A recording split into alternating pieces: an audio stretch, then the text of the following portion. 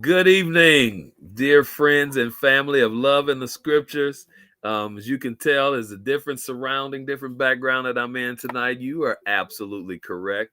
I'm in Detroit, as a matter of fact. I'm still here.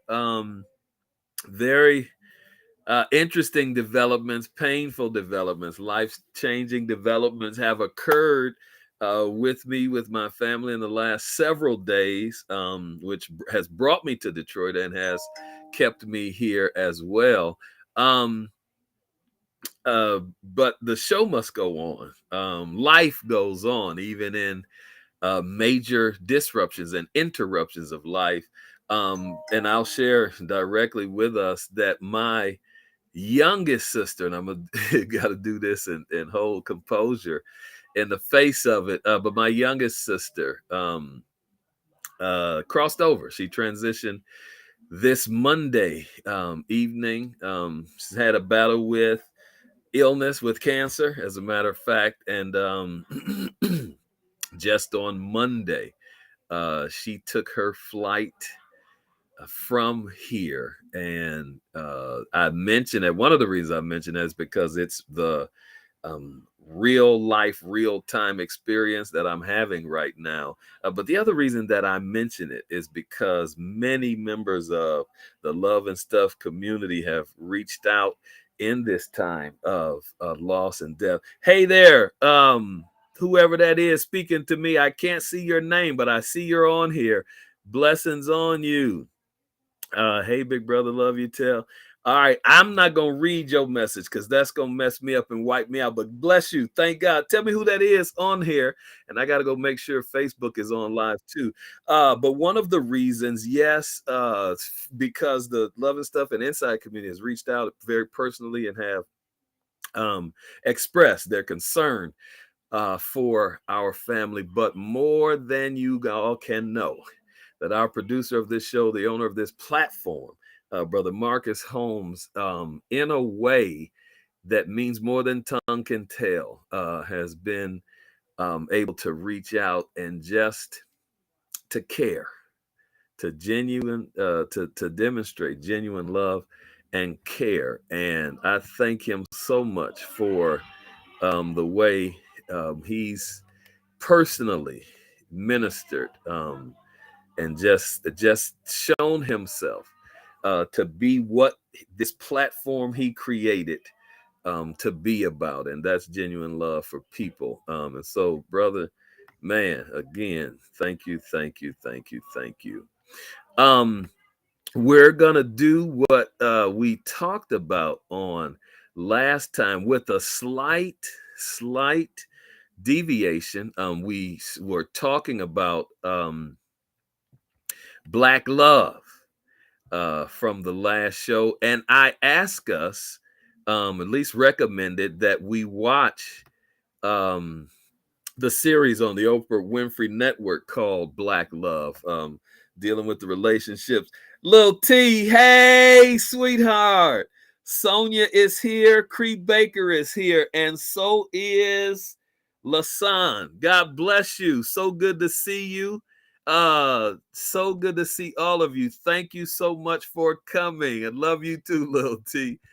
And so we're going to talk about Black love.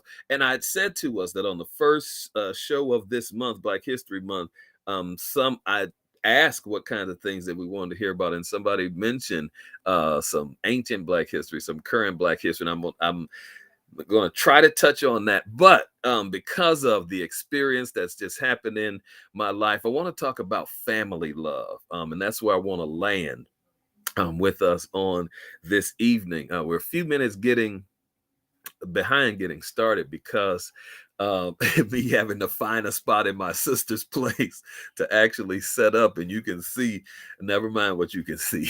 But anyhow, we are here. I don't know how many of you did get to watch Black Love at all across the week. Tell me if you did. Some those of you that are on here, if you did get to look, did get to see any of those episodes of Black Love. Tell me, and mention the ones that you saw. Tell me who was in them and what you actually saw.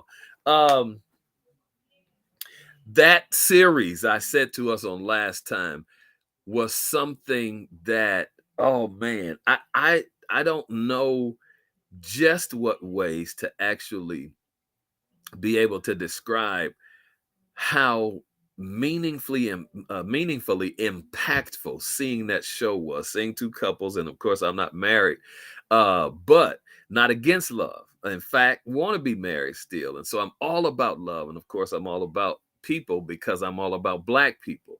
And so seeing this series Black Love and seeing these couples talk about the whole gamut and range of relationship, from meeting each other and all the steps that progress, that come after and then progress into marriage, and then how marriage progresses into life together, all the steps of how marriage progresses into life together, and the contours that occur in those steps on that journey to life together. Because I hope, sisters and brothers, I hope, ladies and gentlemen, I hope, loved ones, that you know that just because you get married does not mean your lives are together.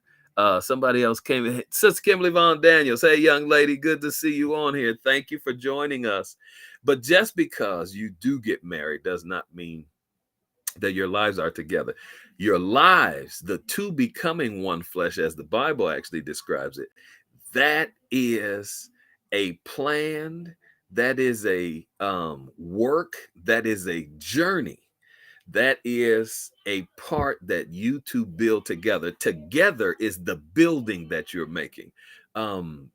Being married, that's the act, of committing, but the journey to be together, that is actually, that's a reality that you are building with each other. And so what love and Black Love did and does, when I watch it, what it does is show to me the ways that couples have and do work to build what their relationships can become, what they are, and what they will be. And so that's why it just so impactfully, and it gives me great hope when I watch that show. It gives me great hope because, against what statistics say about African American people and marriage and Black families, against what those statistics say, a show like Black Love, it tamps down the negative narrative about what Black marriage, Black relationship, Black family are about. Reverend Pat, I see you on there. Thank you so much for praying for us. We feel it. Keep praying for us. It is a help to us. We appreciate it so much. And so then in Black Love, we talked about last time how that there is actually a day called Black Love Day. Um, Several other people who were on the call last time did not even know that it was true, and I just very recently learned that it's a reality. Black Love Day is actually a holiday that exists. February 13th, created back in 1993. And so African American people, Black people, we actually have a day that is designed for loving ourselves. The designer, Brother Kendi, um, recognized that in terms of love for Black community, it's gotta be love first of the Creator, of God. It is then love of self.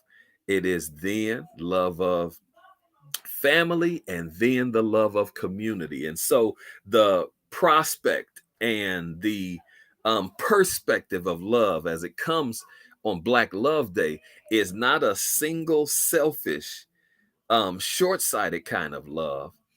Love on Black Love Day is a love that is total and encompassing. Thank you so much, Sister Sharon, for joining us. And thank you for your prayers and support. We feel it, we need it. Continue to pray for us. We appreciate it. It's an encompassing love. Hey, God, mommy. Didn't know it either. So it was something that we actually got to share on the show last time together, Black Love Day. And so I encourage us, just like I encouraged from last time, to be able to watch the Black Love broadcast or series on network. I encourage us to look into this understanding of Black Love Day. I told you the date, February 13th, and he did it intentionally the day before Valentine's Day. So that, and this is me interpreting him. I haven't talked to him. I don't know what was in his mind. But what Brother Kendi says, I'm calling by his middle name. But what he says is, not to be confused with Ibrahim Kendi, who is the writer of A Stamp from the Beginning and Stamped. This brother actually creator of Black Love Day. He puts it February 13th, the day before Valentine's Day. He makes it an encompassing and holistic perspective of love, originating or starting with God first, then self, then family, then community. This is me interpreting him in a way. Hey, Ma, love you too. So glad you got to join us. But he puts it the day before Valentine's Day. To my mind, is it to straighten us out as African American people? Is it to help us reframe? Is it to instruct us to have a broader and a more encompassing view of love?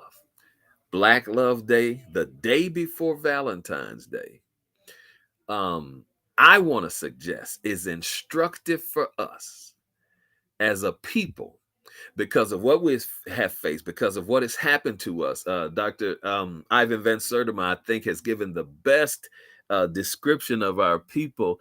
Tasha Green is with us. Hello, Sister Tasha. So glad to have you on here. Dr. Ivan Van Sertima, I think, has given the best descriptor for us as a people post all of the trauma that we have experienced. Hello there. Whoever that is calling me big bro. So good to see you. I appreciate the support. He says, Dr. Van Sertima, that we are a fractured and a shattered people. And you'll hear that, and first you'll be like, think of the negative maybe, and how despicable and how despairing that sounds. But he doesn't finish there. He goes on to say, but we are the light of the world. And so in that description, Van Sertima is looking at what our history, what the history of our oppression and enslavement, what the history of all the negativity, the trauma, and everything else that has happened to us. He's talking about how that has affected us. That's the fractured and shattered part of what our experience is. But he looks through that and he captures in his expression what our timeless and eternal value really is. That though fractured and shattered, he says that we are the light of the world. I'm connecting Van Sertima's appraisal of us, his analysis of us as a people. I'm connecting that to this Black Love Day because in terms of holistically and comprehensively loving ourselves as a people, it has got to be in full scope through God first. And you all know I operate out of a biblical worldview. And so for me, with me, Things began with God. Black Love Day says that it's about loving God first, loving the Creator first, then loving yourself, loving your family, loving your community, loving your people. Um, I gave that, at least Ivan Van Sertima's quote, as part of Black history, because I told us the structure of the show this time. I was going to finish up on Black love. I was going to honor the request that somebody asked to say something about historical Black history and something about contemporary Black history.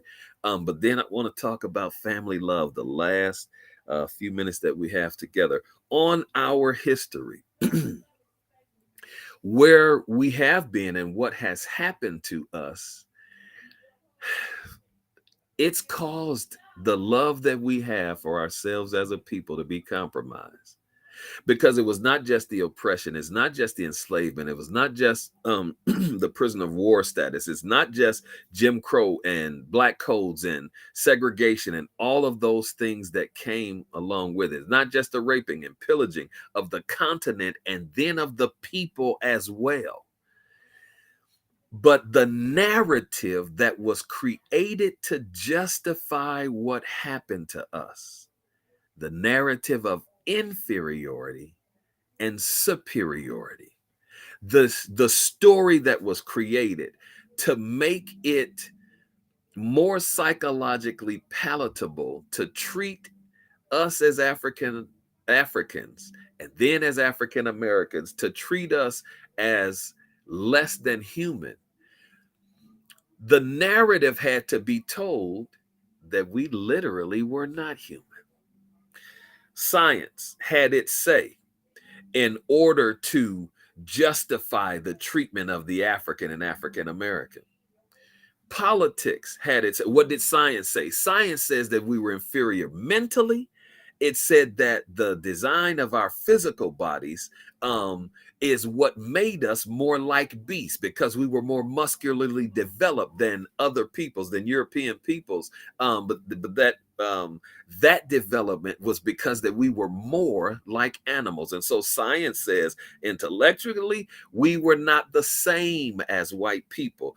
The law had its say. Different law, Plessy versus Ferguson, and the other laws that were passed that said, in effect, that white people had no rights, that black people had no rights that white people needed to respect. Those laws are the ones that said from the legal perspective that we were inferior, white people were superior. And then the church had its say. You know what the church said in the 1600s? That was the last validation for justifying the enslavement of African people.